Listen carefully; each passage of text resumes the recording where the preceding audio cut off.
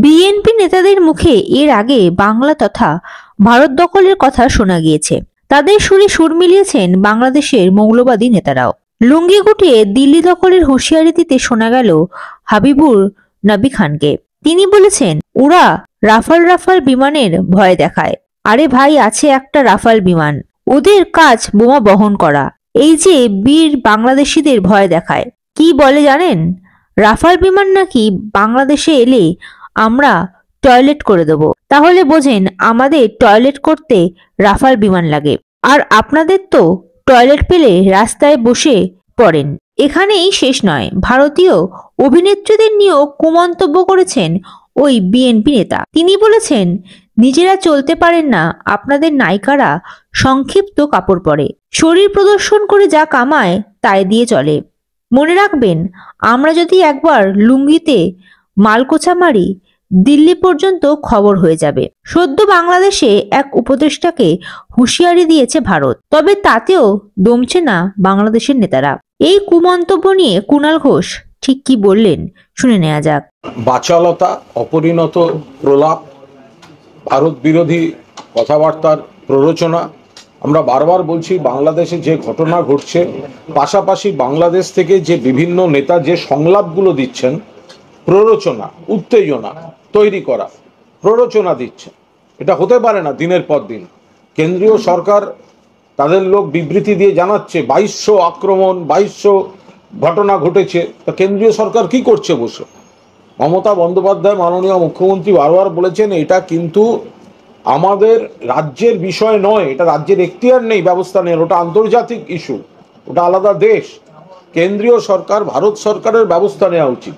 তো ভারত সরকার তো কিছুই করছে না, একের পর এক ঘটনা ঘটে চলেছে, এবং তার সঙ্গে এই বড় বড় কথা, নোংরা কথাবার্তা, একেবারে উদ্দেশ্য প্রণোদিত কথাবার্তা, প্ররোচনা, সেই প্ররোচনাগুলো যেভাবে দেয়া হচ্ছে, তাতে এই মিডিয়া, সোশ্যাল মিডিয়ার যুগে এখানে প্রতিবেশী দেশ, প্রতিবেশী রাজ্য, আমাদের মানুষের মনে আঘাত লাগছে। আমরা কি ওদের সঙ্গে এখন মুখ লাগাতে যাওয়াও এক সমস্যা?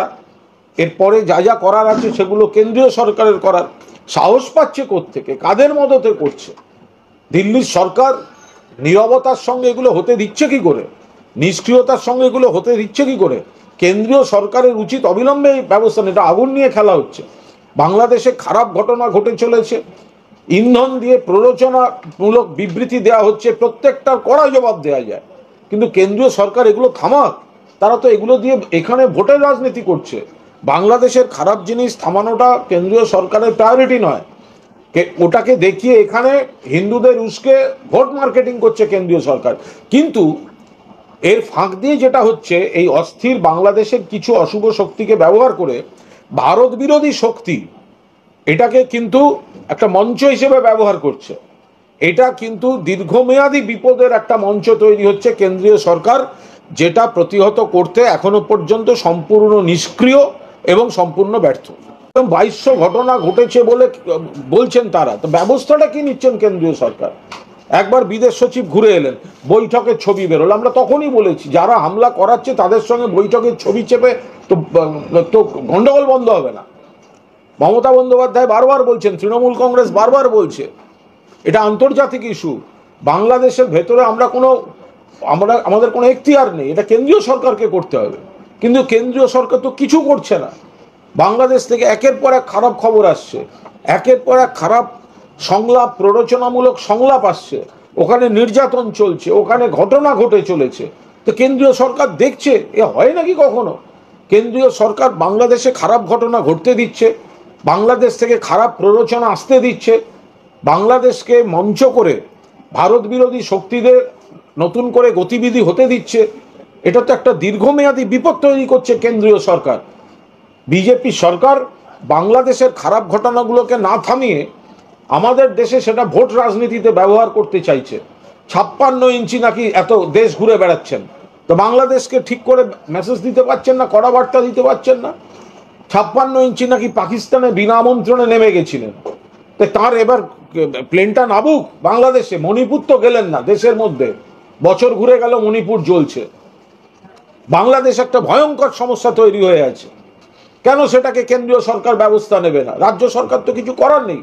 কিন্তু যেহেতু আমরা প্রতিবেশী রাজ্য, প্রতিবেশী দেশ, আমরা প্রথম রাজ্য, ফলে ভাষা হচ্ছে বাংলা, ওখানকার খারাপ ঘটনা, ওখানকার খারাপ সংলাপ, এগুলোর একটা মিডিয়া, সোশ্যাল মিডিয়া দিয়ে প্রভাব পড়ছে, এই বাংলাতেও প্রভাব পড়ছে, মানুষের আবেগ আহত হচ্ছে। তো কেন্দ্রীয় সরকার দেখবে না সেটা? রাজ্যের তো কিছু করার নেই, তো আন্তর্জাতিক বিষয়, বাংলাদেশে তো পশ্চিমবঙ্গ কিছু করতে পারে না, এ তো দিল্লিকে ব্যবস্থা নিতে হবে। কেন, কোন কারণে, কোন রহস্যে কেন্দ্রীয় সরকার যারা বড় বড় কথা বলেন 56 ইঞ্চি অমুক তমুক, তারা বাংলাদেশের এই আক্রমণ, অশান্তি, সংলাপ, এগুলো কেন তারা থামানোর ব্যবস্থা নিচ্ছেন না?